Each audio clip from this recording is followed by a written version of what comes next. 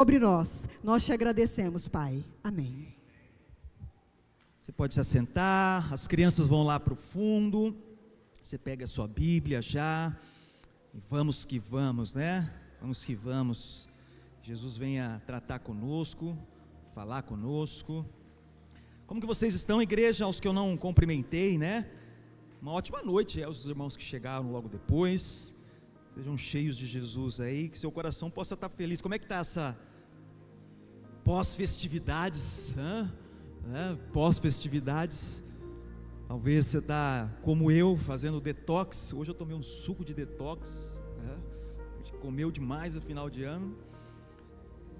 E eu comecei a pensar nessa mensagem de hoje e fui escrevendo ela ao longo da semana, coisa que eu dificilmente faço. Normalmente eu escrevo nos domingos a mensagem, e aí eu comecei a escrever ela durante a semana, e aí chegou hoje, o Senhor queimou no meu coração para mudar um monte de coisa, né? Então, eu só ouço a voz e obedeço do Senhor. Então, se o Senhor pediu, eu modifiquei uma série de coisas, comecei a escrever, pensar.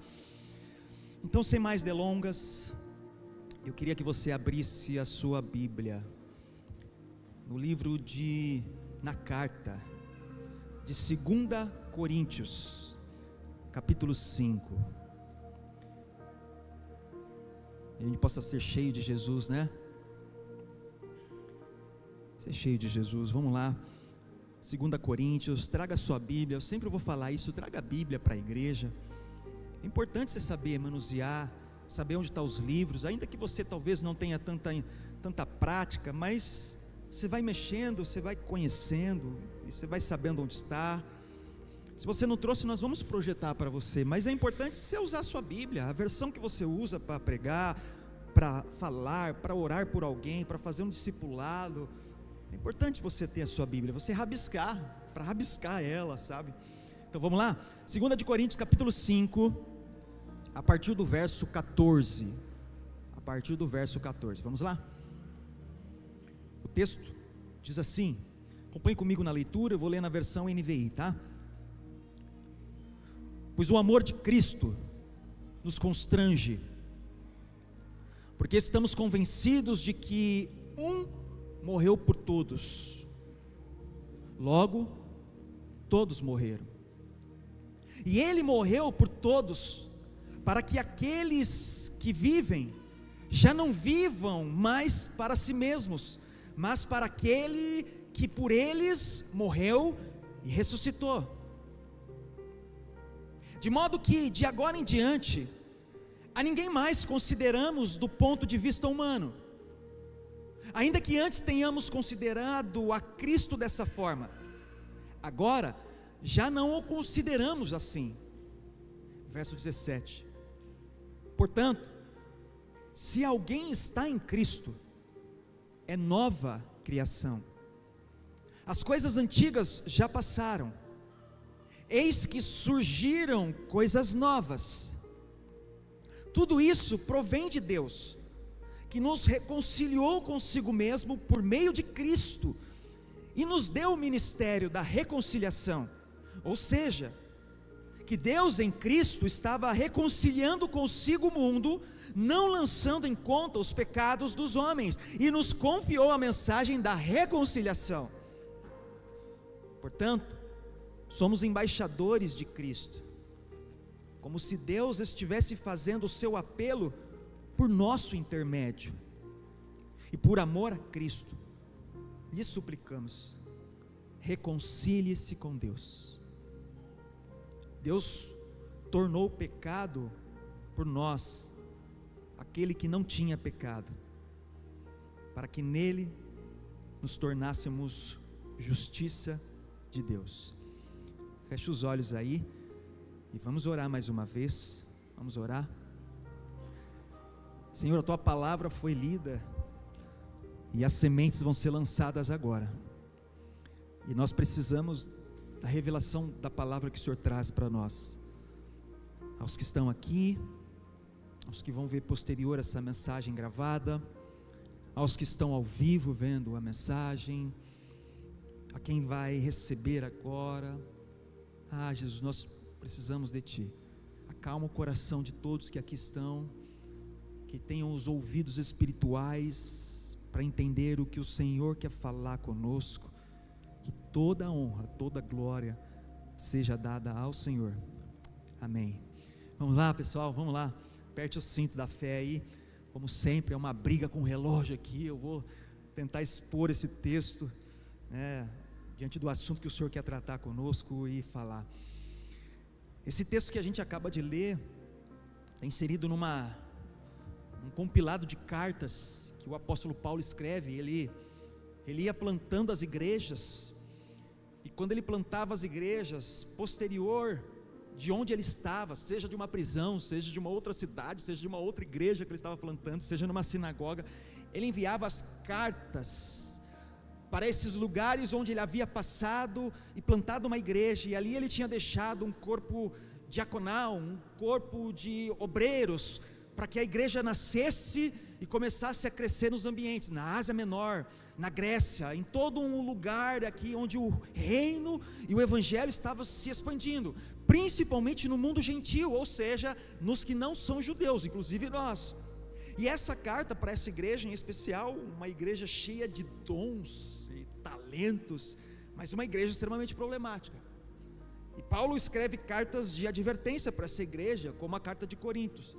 E quando nós vemos aqui em detalhe esse trechinho, essa perícope que eu peguei aqui, do capítulo 5, do verso 14 ao 21, nós vemos o apóstolo expondo algo sobre uma nova vida. Esse texto fala sobre uma transformação, uma nova vida. E deixa eu falar, essa é a realidade da vida cristã.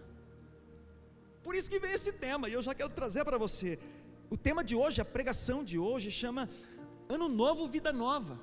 Ano Novo, Vida Nova. Fala se não é verdade, tudo isso que você faz, toda virada de ano, e esse ano vai ser uma vida nova, e esse ano é tal coisa que eu vou fazer, e esse ano eu vou assumir, legal, mas como que nós não conseguimos fazer nada disso? Passa ano, entra ano, por que nós não conseguimos colocar em prática, viver os compromissos, as realidades que nós pensamos e sonhamos? E quando nós mergulhamos no lado espiritual, que nós estamos tratando aqui, o que o apóstolo quer falar conosco, o verso 17, o verso 19, todo eles nos faz algo profundo. Olha o verso 17, se alguém está em Cristo é nova criação, as coisas antigas já passaram, e eis que surgiram coisas novas. A Ellen fez abertura a respeito disso, o Márcio pincelou algo a respeito disso, nós fomos conduzidos durante o período de louvor, a pensar a respeito disso, sobre uma nova vida. Essa é a realidade da vida cristã. Um novo pensar, uma nova vida, um novo agir. Semana passada, a palavra que eu ministrei semana passada, e essa mensagem hoje é uma continuação da pregação da semana passada. Eu falei sobre retrospectiva, essa mensagem não está na internet, não foi gravado, só para quem estava aqui presente. E eu falava sobre uma retrospectiva, nós estávamos ali antes do ano novo, era o último culto de 2024, e eu falava ali um pouquinho sobre uma retrospectiva do ano, pensando um pouquinho sobre o que aconteceu em 2024, para a gente iniciar esse ano novo de uma forma diferente. Então, se a gente começar a pensar um pouquinho, eu vou propor as mesmas reflexões que eu fiz na mensagem passada. Qual é a reflexão que a gente faz desse ano que passou? O que você espera para o ano novo? Esse ano que está aqui, 2025, já começamos, primeiros dias, primeira semana, primeiro mês. O que você está esperando para esse ano? O que você aprendeu de verdade? Ministerialmente eu aprendi tanta coisa, profissionalmente eu aprendi tanta coisa, no âmbito familiar eu aprendi tanta coisa. O que você pode aprender com a igreja, com o mundo? Como que você está hoje, logo no the after, no pós, logo após a virada do ano, os fogos, a festa, a comelança? Qual que é a balança? Cara, eu regredi, eu estou iniciando o ano, nossa, pior, mais para baixo. Não, eu estou do mesmo jeito, não, eu estou melhor. Pensando, como que você está? Pensa nos fragmentos da sua vida, profissionalmente. Cresceu, você evoluiu, as suas emoções. Lembra do tripé do ser humano? Corpo, alma e espírito. Como é que estão as suas emoções ali, a sua alma? Ministerialmente, como é que você está? Ei, você passou mais um ano de T-Rex, sem avançar, sem dizer eis-me aqui, sem falar Senhor usa-me, vamos avançar como igreja. Não, como é que você está? O seu relacionamento com Deus, a sua intimidade, o seu secreto com Ele. Ontem nós tivemos aqui vigília. Que lindo, uma coisa que eu falei com o time de mídia, é para a gente não fazer mais fotos, pelo menos é o que o Senhor está colocando no nosso coração nas vigílias. Antes a Ellen tirava as fotos, porque é algo tão íntimo, a vigília, não é quem estava aqui ontem, que delícia, né, o que nós vivemos ontem, algo tão íntimo assim, tão secreto, que o Senhor fala conosco, um derramar, fizemos, sei lá, 2, 3 horas, nós ficamos aqui orando e cantando, e pensando um pouco sobre isso, sobre o relacionamento com Deus.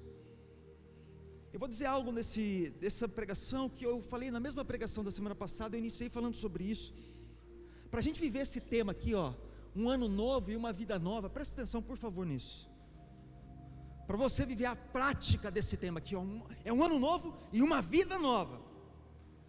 Há algumas escolhas que você terá que fazer. Se você não compreender essas escolhas iniciais que eu vou falar, não faz sentido. Você vai desgastar, se descabelar e tal, ficar triste, depressão e tal. Se você não entender isso aqui, essas primeiras reflexões, é só algumas reflexões iniciais, não são os pontos ainda. Ou a gente faz, primeira reflexão assim, uma autoavaliação. Isso eu falei semana passada. E aí você começa a enxergar onde foram as suas falhas, quais são as suas responsabilidades. E você começa a julgar aquilo que coube a você, diante do que aconteceu desse ano, e você está aqui já, com o pé no novo ano. Então você faz uma autoavaliação. Eu reconheço, puxa, eu falhei nessa área, com o meu marido, com a minha esposa, o meu filho, eu nem tive relacionamento com ele, o meu trabalho eu só empurrei com a barriga. Então ou você faz uma autoavaliação, e aí você julga o que é as suas responsabilidades. Tem coisas que não estão nas nossas responsabilidades, faz sentido? Tem coisas que não estão nas nossas mãos, mas a boa parte dessas coisas estão. E aí você age diante dessa autoavaliação e avança, e continua, e prossegue, e aprende, e cresce. Ou você faz uma segunda escolha. Sabe qual é a segunda escolha? Você transfere a culpa para o outro. A culpa é do outro, né? Tudo de ruim, as perdas, as falhas, a dor, o problema, sempre vai ser do outro. Sempre do outro. Porque foi o outro que fez, o meu chefe que é assim, é porque é o pastor, é porque eu não sei o que, é sempre do outro. E é infelizmente esse pensamento, essa segunda escolha, faz você parar e regredir. Então, para nós iniciarmos um bate-papo, eu já estou propondo 2 coisas, reflexões para vocês. Se você gosta de anotar, por favor, você precisa anotar algumas coisas que nós vamos falar nessa noite. Já tem um início aqui de bate-papo. Ou você faz uma autoavaliação, ou você transfere a culpa para o outro, de verdade. E aqui você avalia, olha para frente e avança, e aqui você senta, regrede e para. Tem uma frase muito interessante que eu li por esses dias. Nós estamos vivendo dias de igrejas vazias, shoppings cheios, pessoas se preparando para várias coisas, menos para a volta de Cristo. Faz sentido isso? Vê se não é verdade. Vê na festa que você estava aí de final de ano, Natal, Ano Novo, qual que é o peru? E a comida, o que eu vou levar? Eu levo salada, eu levo uma carne vermelha, eu levo uma carne branca. E o presente? É amigo secreto, amigo da onça e tal, e tal, e tal. E como foi a semente que foi lançada dos céus nos ambientes? Percebeu como que nós estamos caminhando? Nós igreja, hein? Estou falando de nós, não estou falando nem de outras pessoas, estou falando de nós. Nós vamos falar de um ano novo, de uma vida nova. Eu quero propor umas reflexões com você e fazer com que você saia diferente daqui, um estágio diferente, pensando, agindo diferente, porque o verso 17 diz isso: se alguém está em Cristo, é uma nova criação. Se está em Cristo, é algo novo, é uma criatura nova. As coisas antigas passaram, e eis que surgem coisas novas. Como que eu posso ser uma nova criatura conforme esse verso 17? E é isso que nós vamos propor hoje, amém?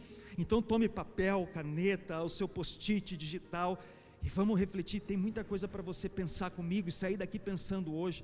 em nome de Jesus. A primeira reflexão que eu quero trazer para você pensar nesse ano novo e nessa vida nova, para um ano novo e para uma vida nova: fuja dos ladrões do tempo. Eu já falei isso aqui uma vez na igreja, e eu quero falar mais uma vez.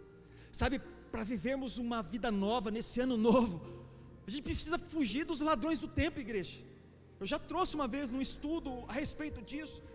Olha, presta atenção comigo, existe uma palavra muito usada hoje que se chama procrastinação. Você já ouviu? Já ouviu falar? Procrastinação. Sabe o que significa essa procrastinação? O significado dela, né? A raiz é até uma raiz grega. É adiar uma ação. Deixa para depois.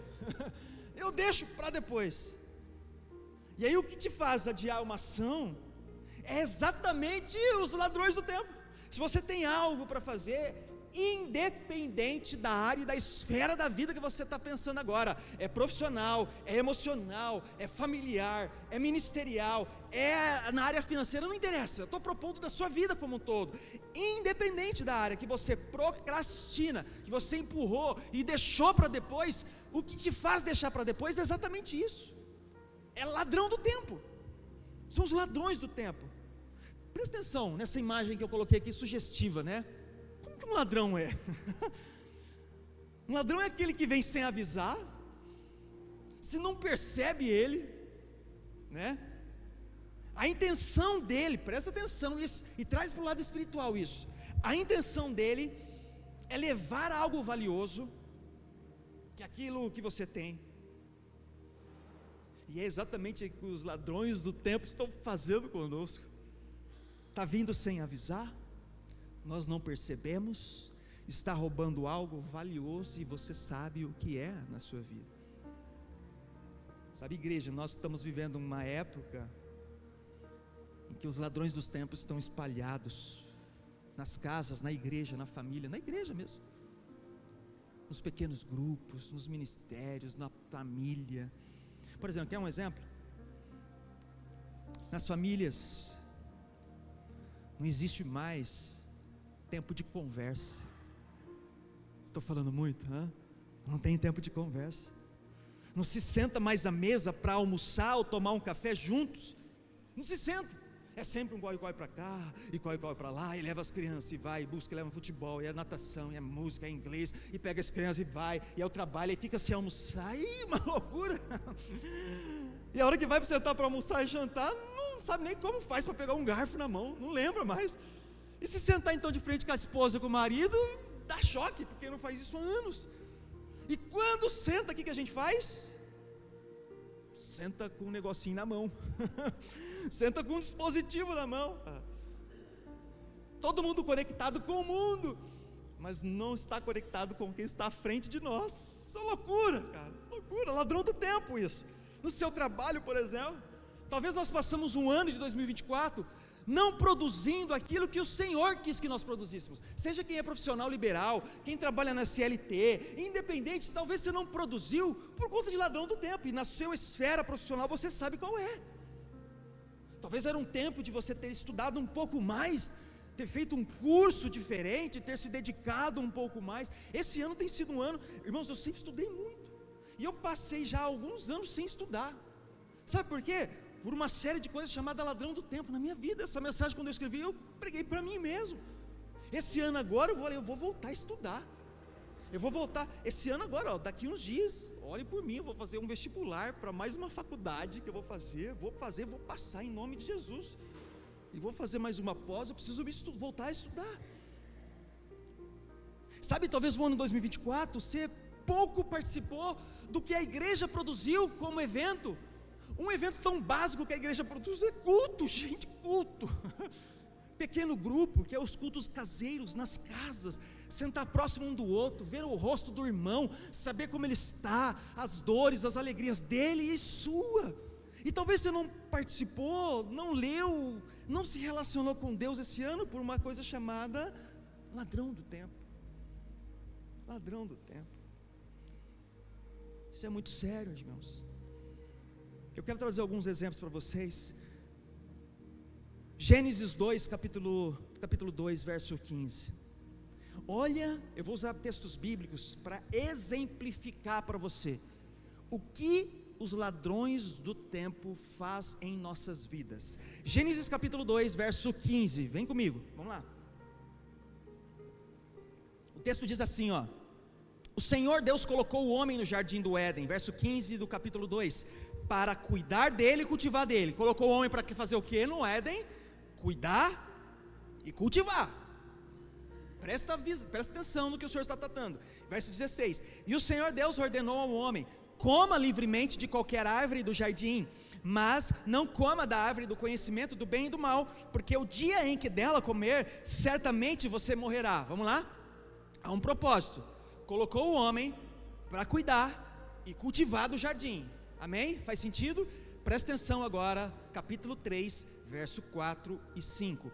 Disse a serpente à mulher, ladrão do tempo: serpente, presta atenção, certamente não morrerão. Deus sabe que no dia em que dela comer, seus olhos se abrirão e vocês serão como Deus, conhecedores do bem e do mal. Propósito: cuida e cultiva do jardim.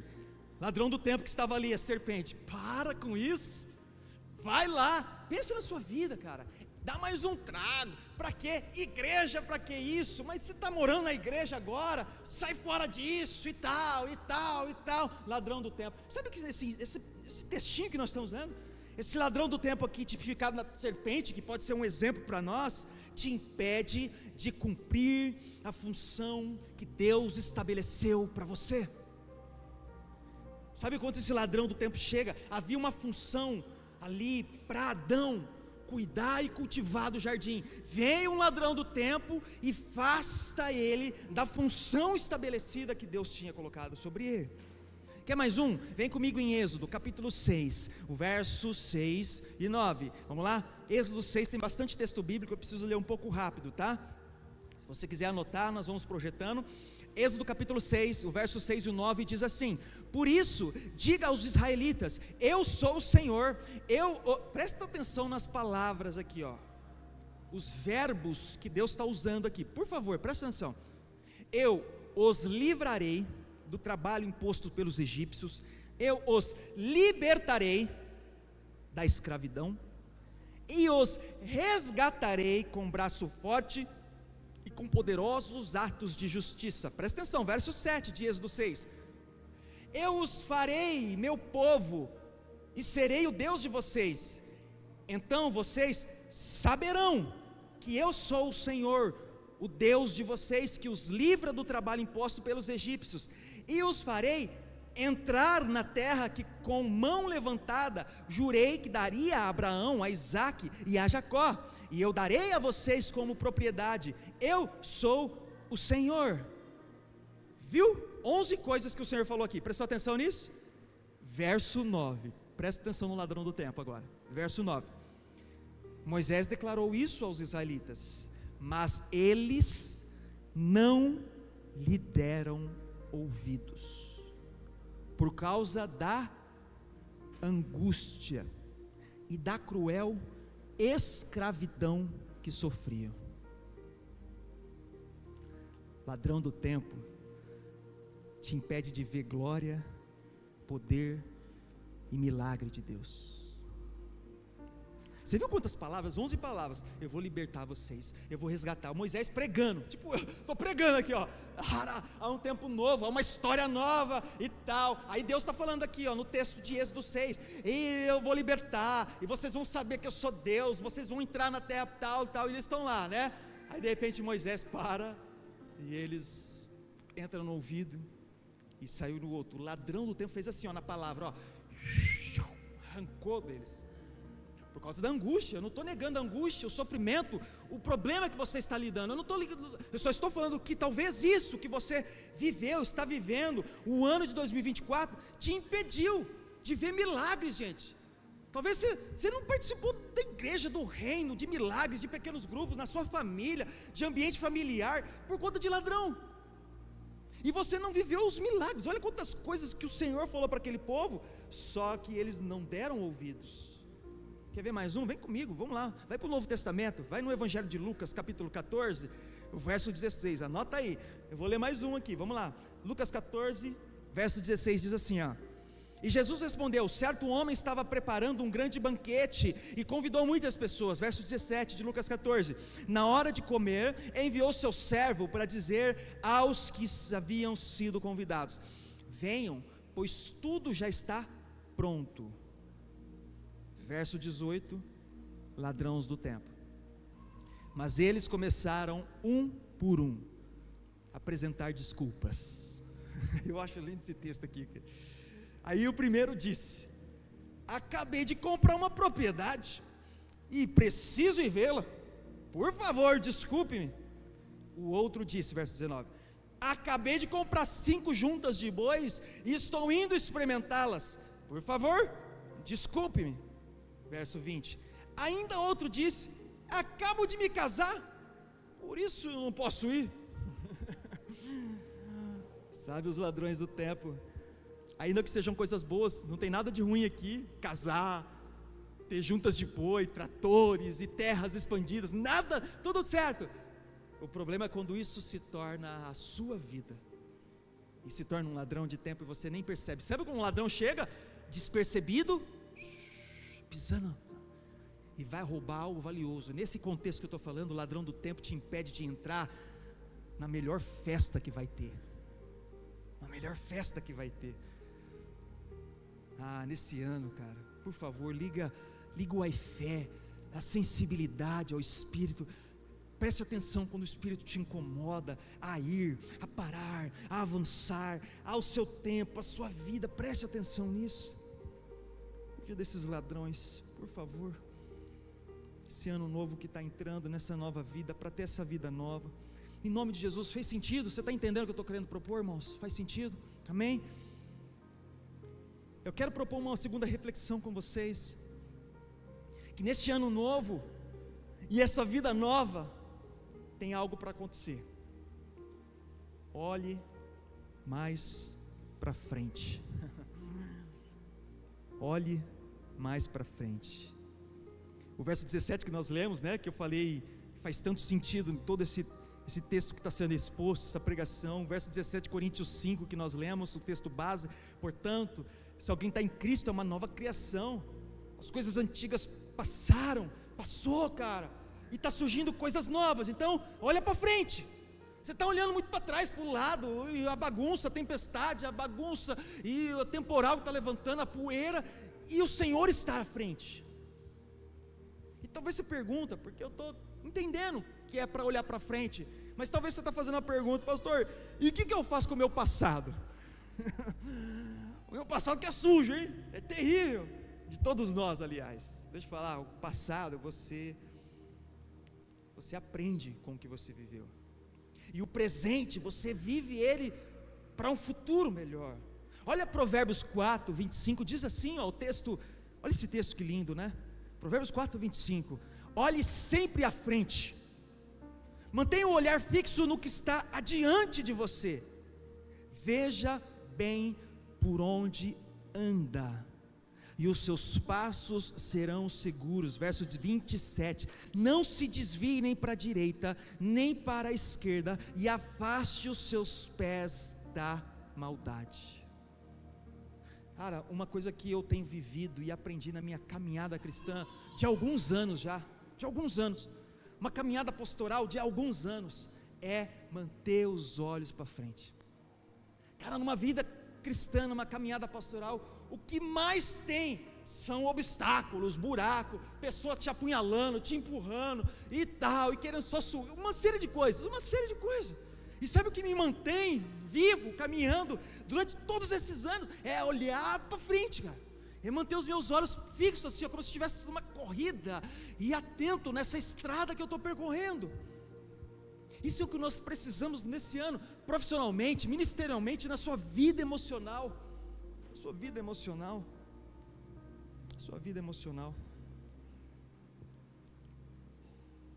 Eu não sei se você percebe ou percebeu como que nós ficamos presos em coisas e situações, em pessoas, em acontecimentos, em lugares do passado.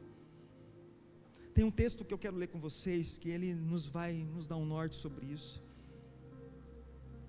Lá em Números capítulo 11, o verso 5. O povo de Deus tinha acabado de sair do Egito, de uma escravidão de anos e anos e anos e anos e anos e anos. Um povo que cresceu como um egípcio. O Senhor vem, levanta Moisés, abre o mar, eles passam dentro do mar seco, estão lá caminhando para entrar numa terra nova, o qual aquela promessa feita lá para Abraão, lá atrás, estava para se cumprir, e olha o que estava para acontecer. E em Números capítulo 11, o que eles falam?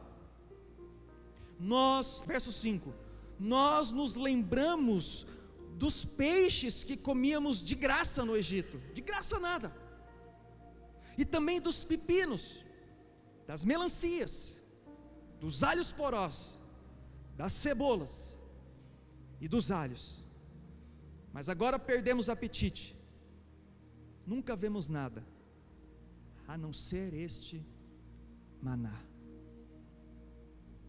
Cara, eu não sei você, mas esse texto bate em mim forte, porque muitos de nós estávamos presos, escravos do pecado, da mentira, da pornografia, do dinheiro, de pessoas e de outras pessoas, e de diplomas, e de status, e preso, escravo, assim ó, e ia comer comida de porco, e comia lavagem, e comia alho poró, e para comer pepinos e melancias do Egito, a gente se vendia, fazia uma série de coisas, para conquistar coisas irrisórias, e o Senhor está colocando um maná novo para nós, um maná que desce dos céus, a maná dos céus, um pão novo que desce dos céus, e a gente fala assim ó, mas só tem esse maná, eu tenho saudade da escravidão. Sabe, o difícil não era tirar o povo do Egito, porque isso Deus fez, abriu o mar, parece difícil, né? O difícil era tirar o Egito do povo, o difícil é tirar o Egito do povo. Apocalipse 21:5 diz que o Senhor está fazendo novas coisas, novas coisas, novas coisas. É tão interessante lá em Gênesis 19, que diz o seguinte, Gênesis 19:17 diz que Ló estava em uma terra que ia ser destruída, e aí o Senhor pede para ele sair com a sua família, suas filhas, sua esposa, sair dessa terra, que vai cair chuva de enxofre, vai morrer todos, diante de tamanha podridão que estava acontecendo naquelas cidades. Era uma loucura que acontecia lá, e o Senhor sai, vai para um lugar então, que eu vou proteger vocês. Vem comigo, verso 17 de Gênesis 19. Havendo-os levado fora, disse a um deles: livra-te, salva a tua vida, não olhes para trás, nem pares em toda a campina, foge para o monte, para que não pereças. O anjo de Deus que estava lá com Ló falou: vai, não olha não, avança. Verso 26 do capítulo 19.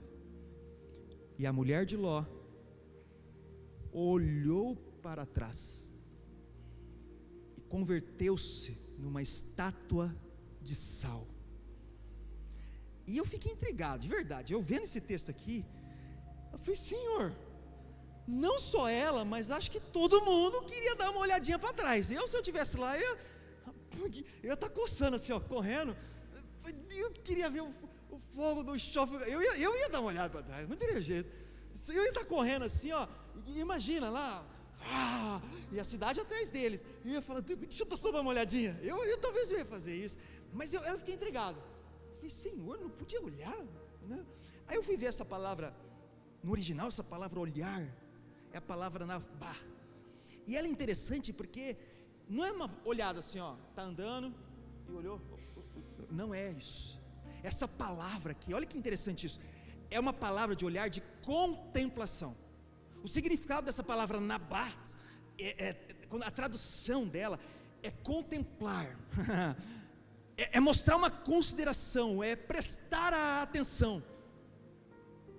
Não fala de alguém que olhou por curiosidade, está coçando para dar uma olhadinha, para ver o tamanho do estrago, o juízo, o que estava acontecendo. Não, fala de alguém que tinha o seu coração preso lá naquele lugar, e ficou contemplando aquilo. Então ela ficou contemplando aquelas cidades que estavam lá sendo destruídas, e consequentemente o seu coração estava lá, e aí ela se transforma numa estátua de sal, que o texto diz que nós lemos aqui no verso 26, não é sobre algo geográfico, mas sim sobre um coração que estava lá. Gente, nós precisamos pensar sobre isso, de olhar para frente, manter os nossos olhos para frente, de olhar para Ele, considerar Ele tudo para nós. Essa é a Bíblia que fala para nós a todo momento. E eu quero chegar numa terceira reflexão com vocês, e eu queria uma atenção dobrada sua agora, uma atenção dobrada, que nós vamos gastar um tempinho agora nessa terceiro ponto, porque tudo isso que eu falei até agora, se você não entender esse terceiro, não adianta. Que a terceira reflexão é o seguinte: que para você ter uma vida nova e um novo ano, é preciso morrer. Na hora que eu estava escrevendo, para se ter uma vida nova e um novo ano, é preciso morrer. Eu fiquei conversando com Deus lá no escritório, estava lá escrevendo, falei: Senhor, o Senhor me leva a pregar sempre sobre mensagens de arrependimento, de mudanças de vida. Essa é a mensagem que eu carrego há mais de 10 anos. E eu falei: Senhor, as pessoas querem ouvir falar, não, esse ano vai ser o ano da vitória, o ano de tal, o ano não sei do que, o ano da reconstituição, o ano não sei, não é isso? Você fala: eu vim na igreja hoje, primeiro culto, é para ouvir as bênçãos e as maravilhas. Aí sabe o que o Senhor colocou no meu coração? Então, mas precisa morrer. Aí eu falei: Senhor, essa é a mensagem que eu carrego há muitos anos. Então vem comigo para você entender, porque isso é o sentido bíblico e evangélico da palavra que nós vamos trazer, e que você sempre ouvirá aqui, porque vai fazer sentido toda essa mensagem, e qualquer coisa que o Senhor acrescentar em você, bênçãos, maravilhas, milagres, parte disso aqui, de uma morte. Olha o texto que nós lemos, vamos voltar para o texto base de Coríntios, capítulo 5, 2 de Coríntios, eu preciso que você leia agora, se você pegar a sua Bíblia vai ser bom, 2 de Coríntios, capítulo 5, o verso 14, é o texto que nós estávamos lendo como base. O texto diz assim, vamos lá, que agora a gente vai entender tudo que nós lemos lá no início, diante dessa terceiro tópico agora aqui, o texto diz: pois o amor de Cristo nos constrange, verso 14, porque estamos convencidos de que um morreu por todos, está falando de Cristo, logo, todos morreram. Faz sentido a mensagem do terceiro tópico? Verso 15: e Ele morreu por todos, para que aqueles que vivem, já não vivam mais para si mesmos, mas para aquele que por eles morreu e ressuscitou. Você não vive mais para você, ou seja, você precisa o quê? Morrer. Você precisa o quê? Morrer. Entende isso? Verso 16: de modo que de agora em diante a ninguém mais consideramos do ponto de vista humano, ainda que antes tenhamos considerado a Cristo dessa forma, agora já não o consideramos assim. Verso 17: portanto, se alguém está em Cristo, é nova criação, as coisas antigas já passaram e eis que surgiram coisas novas. Vem fazer uma reflexão comigo aqui, vamos pensar um pouquinho em algumas coisas. Já parou para pensar que passa ano, entra ano e nada muda? Sim ou não? Passa ano, entra ano e nada muda. Nada muda. Eu estou forçando a barra ou é uma realidade isso? Nada muda. A gente faz um monte de promessa, um monte de compromisso nas viradas do ano, e nada muda. Estou forçando a barra ou é uma realidade sua, minha, nossa, da família? E nada muda, irmãos. Sabe por quê? Vem comigo, fica conectado nesse final que nós vamos caminhando. Nada muda porque nós não mudamos. Nada muda porque nós não mudamos. Nós não mudamos. Não houve morte. Coloca o terceiro ponto, Lucas, isso. Não houve morte.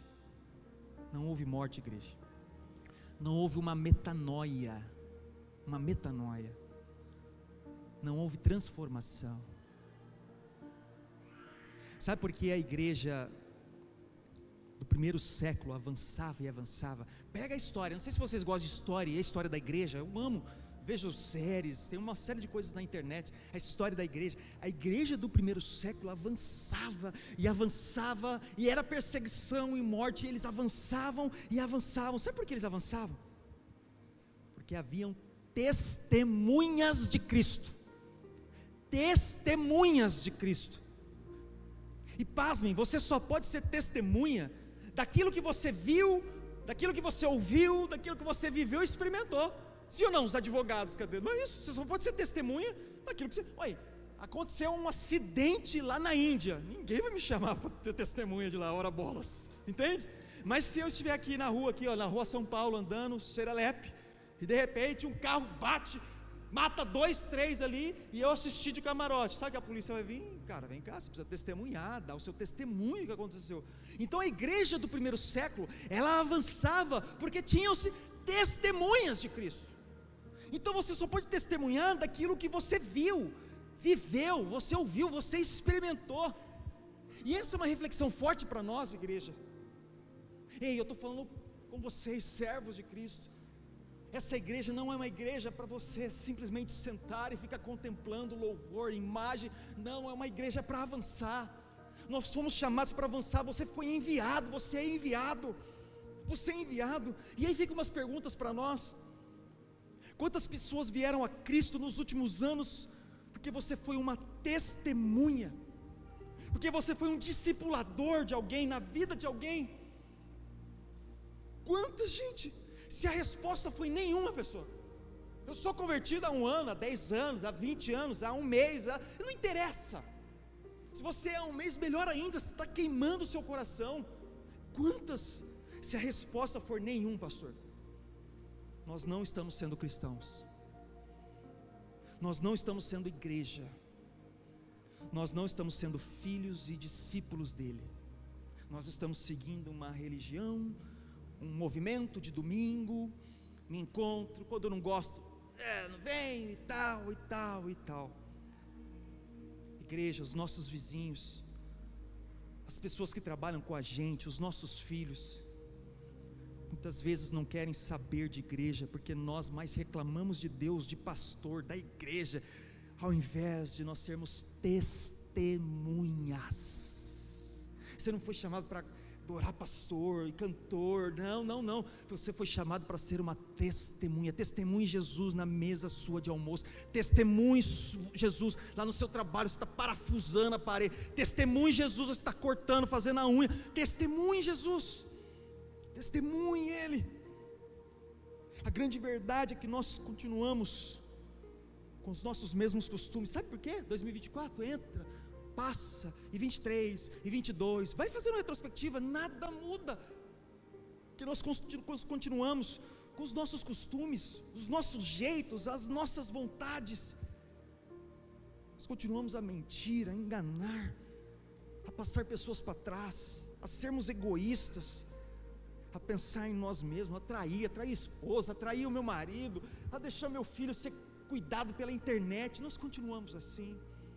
E deixa eu falar, se você está achando forte essa é a mensagem que precisa ser dita, é a mensagem que precisa ser pregada nos altares, e não vem tchutchuquinha de Jesus e ser massageado, você precisa ser impactado por uma palavra, porque Gálatas 2:20 diz: eu fui crucificado com Cristo, e assim, já não sou eu quem vive, mas Cristo vive em mim, e a vida que agora eu vivo no corpo, eu vivo pela fé no Filho de Deus, que me amou e se entregou por mim. Essa é a mensagem que nós precisamos ouvir. Se você precisa morrer, conforme o tópico 3, Gálatas 2:20 faz todo sentido. Se você não entender então esse terceiro tópico, Gálatas 2:20 não faz sentido nenhum. Eu compreendo que o processo de nascer de novo, de ser despertado, a obra salvífica, é exclusividade total de Deus, mas os nãos e os sims que precisamos dizer diariamente, cabe a mim e a você dizer. Não é Deus que vai pegar a sua boca e vai assim, fala não, não, não, agora fala sim, sim. Não, filhão, Ele te despertou, te tirou da morte, colocou espírito em você, você tem a noção do que é o certo, o errado, caminha nele. Então os sims e os nãos, é você e eu que vai dizer. É você e eu. Faz sentido lá a reflexão inicial que eu fiz agora? Ou você é autoavaliação, ou você faz o quê? Culpa do outro. Mas também, pastor, eu estou assim, né? Porque eu saí da fé, porque, e porquê, e porquê, e o porquê. Sabe, igreja, os nossos deuses, infelizmente, vem comigo nesse ponto aqui. Eles continuam a reinar dentro dos nossos corações. Os nossos deuses, com letra minúscula, continuam a reinar dentro dos nossos corações. Quer alguns deuses que eu vou trazer? Vem comigo, vem comigo. O Deus dinheiro. Nós temos uma dificuldade gigante de contribuir, de participar das coisas do reino de Deus, de investir em um irmão, de abençoar a família, o meu cunhado, a minha irmã. Nós temos dificuldade, mas nós não temos nenhuma dificuldade para gastar com qualquer coisa. Qualquer coisa é qualquer coisa. Tem um Deus da preguiça. Sabe qual que é o Deus da preguiça? A gente reclama que o culto demora. O culto demorado, hein? O pastor também demora demais para pregar. Aí você está coçando e coça. Ai que demora, né? E vigília, não, vigília, meu, 3 horas orando. Ai meu Deus do céu. Não, vigília, demora demais. Que é isso, que é aquilo. Mas quando é para fazer qualquer coisa, você tem prontidão. Conte comigo, estou à disposição. Tem o Deus relógio. Quando você pergunta para alguém, para uma pessoa, como ela está, qual que é a resposta? Então o quê? Correria. Não corre, pastor, sabe? Não correria e tal. É o Deus relógio. Nunca tem tempo para a família, para orar, então, para si mesmo, para você, amar você, gostar de você, se cuidar, ver a sua saúde, ir no cardiologista, no diabetes. Não, estou na correria e tal. Mas quando é para participar de qualquer coisa, sempre a prontidão. Existe o Deus espelho, onde você só enxerga você mesmo. É só você. E que se não fizer do jeito que você quis, do jeito que você quer, da forma com que você quer, tal, o mundo acaba. O mundo acabou. Você é incapaz de olhar adiante do espelho e saber que tem alguém que está sofrendo, tem alguém que está passando fome, tem alguém que ali que não tem nada, e você está, e o espelho diante de você. Forte, forte, né? Pastor, pergunta, né? E o que fazer então? E o que fazer? Irmãos? Quer uma dica? Apocalipse, capítulo 2, verso 3. Arrependa-se, volte, retorne. Pastor, o que fazer? Eu fico diante do Deus espelho, é o Deus dinheiro e tal, e tem mais um monte de deuses na minha vida, o que eu faço? Calma, tal.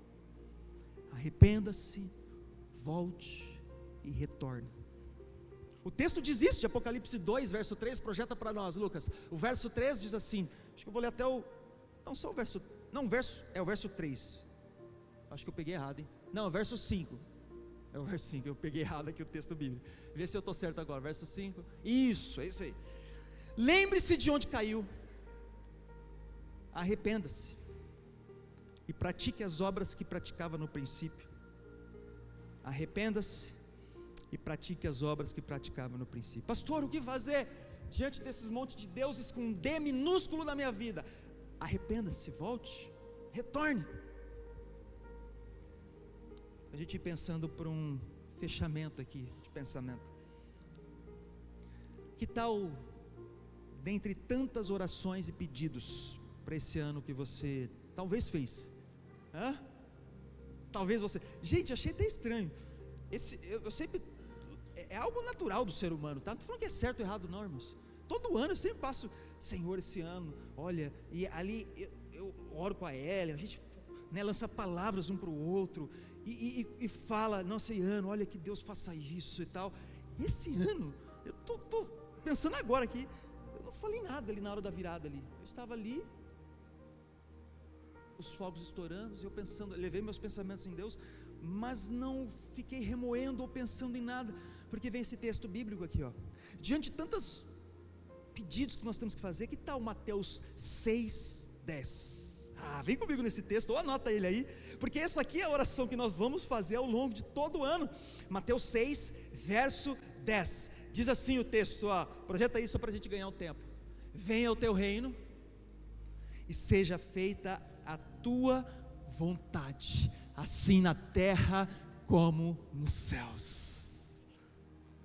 Pense, ore, queira mesmo, sonhe, tudo certo, mas isso aqui é o que tem que ser o fechar da oração: seja feita a sua vontade, Senhor, assim na terra como é nos céus. Talvez você recebeu alguma mensagem minha na virada do ano aí, teve uma hora lá das explosões, da alegria, eu sentei um pouquinho e comecei a mandar mensagem para alguns. Talvez você recebeu uma mensagem minha,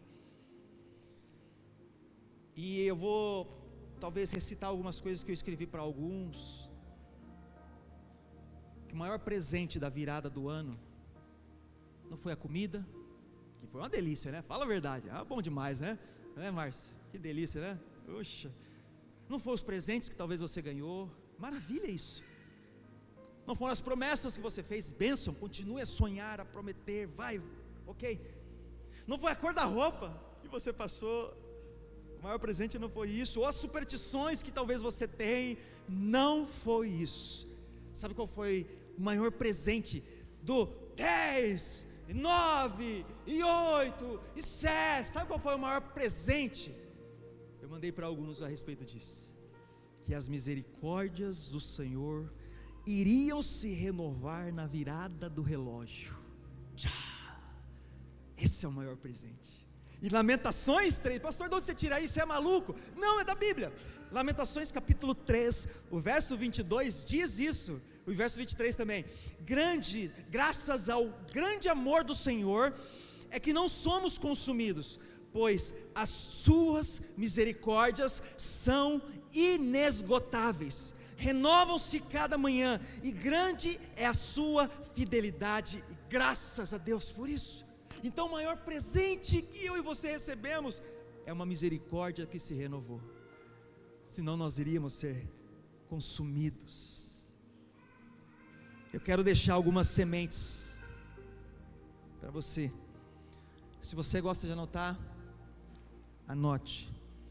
Depois, se você quiser, eu mando para você. Mas talvez você também recebeu, porque eu mandei para alguns na virada do ano. Eu quero deixar algumas sementes, e essas são as sementes que vão brotar na sua vida, na minha vida, na nossa vida, para você refletir um pouquinho, e na vida de todos que estão à sua volta diante dessas sementes, amém? Nós estamos caminhando para o final, tá? Pegue papel e caneta, vamos anotar essas sementes que vão ser lançadas agora na sua vida. Primeira semente que eu lanço para você: cuide do seu coração. Coloca lá, Lucas, aquela sequência que eu mandei para você, tá? Coloca primeiro. Cuide do seu coração. Cuide do seu coração. Pastor, mas eu estou indo no cardiologista. Não é sobre isso não, cabeção. Não é sobre isso não. Deixa a imagem aí, não precisa tirar não, Lucas. Provérbios 4, 23 diz o seguinte, anota o texto bíblico: acima de tudo, guarde o seu coração, pois dele depende toda a sua vida. Irmãos, por favor, cuida do seu coração. Não deixe as situações guiar as suas emoções. Não deixe. Você precisa ter um coração blindado em Deus, blindado. Não deixe as situações guiar as suas emoções. E isso é tão forte, irmãos, por favor, preste atenção nisso, Porque a forma como você está, é a forma como você enxerga as coisas. A forma como você está, é a forma como você enxerga as coisas. Talvez você está triste, destruído, ferido. Eu sei, está tudo certo, eu não estou desprezando isso. Mas como você está, é como você enxergará as coisas. Talvez a sua volta não está assim, nem triste, nem sofrido. A pregação continua sendo a mesma, a igreja continua sendo a mesma, os irmãos continuam sendo a mesma, mas como você está, é como você está enxergando. E aí você chega na igreja e fala: pô, aquele irmão não me olha mais, mas olha o que aconteceu também. Não, a igreja continua, isso no ambiente familiar, profissional, em onde você estiver. Cuide do coração, cuide do coração. Segunda semente que eu coloco em você, em mim, em nós, nessa igreja, a segunda semente é: olhe sempre para Ele. Olhe sempre para Ele. E para Ele é o Senhor. Para Ele é o Senhor. Deixa eu falar algo para vocês, talvez nunca ninguém falou. Pessoas são falhas. Pessoas são falhas. Pessoas erram. Eu erro. E muitas vezes. E você erra também, um monte de vezes. Qual é a forma de vivermos então, pastor? Sem querer matar o outro, querer enfiar a cabeça dele ali na água e deixar ele lá. Qual que é a forma? Olhinhos para quem? Para Ele. Para Ele. Porque se você não tiver o olho nele, sabe o que você quer fazer? Eu quero, você também. Você quer pegar o outro e estrangular pelo que ele fez com você, o que ele pisou no você, o que ele fez e tal. Não, mas o que você tem que fazer? Olhos para Ele. E aí, com os olhos dele, você começa a ver o irmão com os olhos dele. Você começa a ver o seu marido, a sua esposa, a sua irmã, a profissional lá, aquela fofoqueira que trabalha com você, com os olhos dele. E aí você vê com os olhos de misericórdia. Olhos para ele. Terceira semente que eu quero lançar para você, por favor. Se você quiser, depois você pede para mim que eu passo para você essas sementes. Seja dependente dele. Seja dependente dele. Provérbios, não precisa colocar não, tá, Lucas, o texto bíblico. Provérbios 3:5 diz: confie no Senhor de todo o seu coração, e não se apoie em seu próprio entendimento. Nós temos uma capacidade gigante de depender de pessoas, de dinheiro e tal, mas é ser dependente dele. Ser dependente dele. Quando nós somos dependentes dele, milagres acontecem, gente. E como é gostoso viver milagres de Deus. Outra semente que eu quero lançar para você, eu perdi a conta aqui. Dias ruins continuarão a existir, presta atenção. Mas a grande diferença é que a sua esperança não está mais no dinheiro, na fama, no talento, em pessoas, etc, etc. A nossa força vem do Senhor.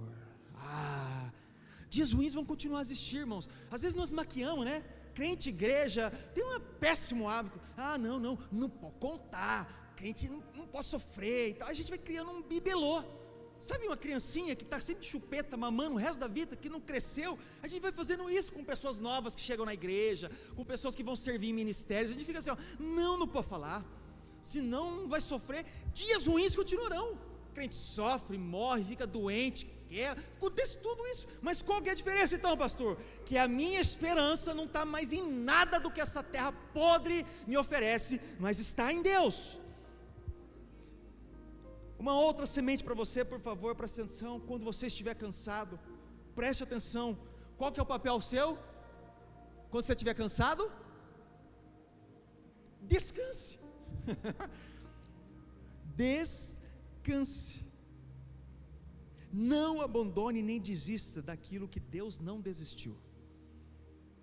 E eu tenho aprendido tanto isso, gente. Quantas vezes eu já cheguei, eu estava numa mesa esses dias com os irmãos. Eu falei, cara, já passou várias vezes na minha cabeça. Eu vou chegar na igreja, vou falar igreja. Não dá, tal, põe em outro lugar, porque o problema aqui deve ser tal. Não, descanse. Descanse, não desista daquilo que Deus não desistiu. Apenas descanse.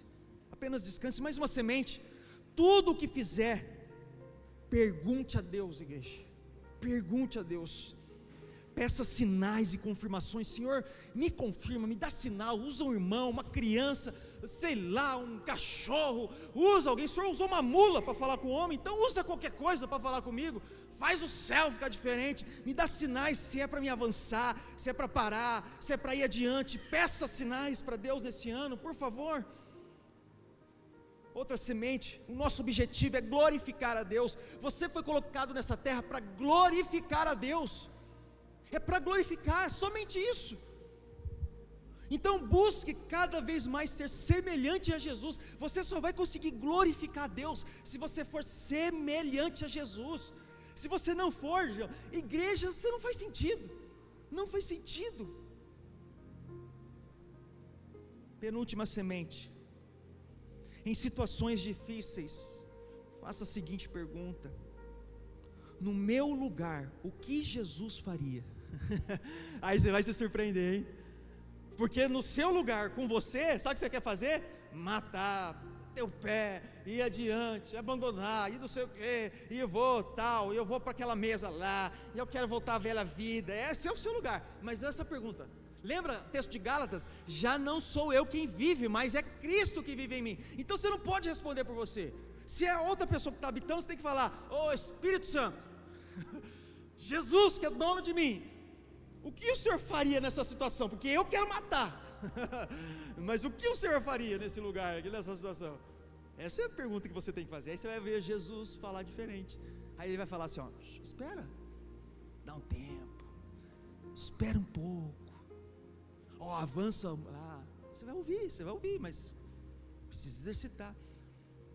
E última semente, por favor, pegue essa. Se você falhar, por favor, não se esqueça dessa. Nunca se esqueça que a porta da graça, da misericórdia, está sempre à frente. Prossiga para ela. Se você falhar, nunca se esqueça. A porta da graça e da misericórdia está à frente. Prossiga para ela. Eu quero finalizar com um texto bíblico. Projeta ele, Lucas. Provérbios 16:3. Eu queria que você ficasse de pé.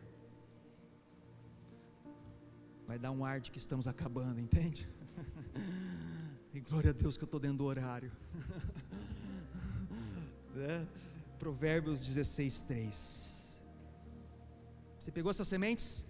Está indo para casa cheio de sementes? Amém? O que você vai fazer agora? Plantar elas, regar, cuidar elas, e elas vão crescer em nome de Jesus. Provérbios 16:3 diz o seguinte: consagre ao Senhor tudo o que você faz, e os seus planos serão bem sucedidos. Vamos ler mais uma vez? Vamos lá, vamos ler.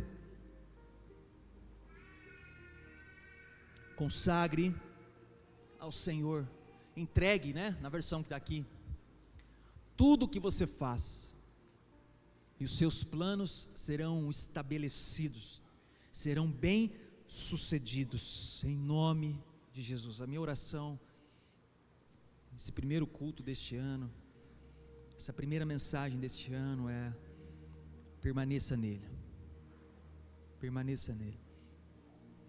e eu queria que você fechasse seus olhos, para que nós pudéssemos orar, porque o Senhor te chama para queimar a vida por Ele. Tudo que você viveu ao longo dos seus 20, 30, 40, 60, 80 anos, se tiver alguém aqui, e se de alguma coisa talvez não fez sentido, esse culto de hoje é para te revelar a respeito disso. A sua vida pode ser diferente, você pode ter uma vida nova. Você sai daqui hoje com sementes poderosas, e o Senhor falará ao seu coração, e algo precisa ser tomado, uma atitude. Sabe, assim como João Batista estava indo à frente e foi preparando um caminho para a mensagem do Senhor chegar, assim foi o que aconteceu na sua vida. Tudo foi sendo preparado, e tudo agora se encaixa para que você viva essa vida nova. Sabe, o Senhor nos chama para sermos profundos com Ele, a queimar a nossa vida total por Ele, a vivermos uma vida real cristã no dia a dia, uma vida real cristã no dia a dia.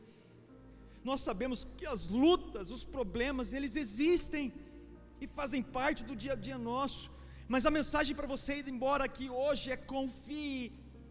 Confie, há um processo de morte que precisa acontecer. Você não pode mais viver sobre as suas vontades, sobre os seus desejos, sobre aquilo que você pensa.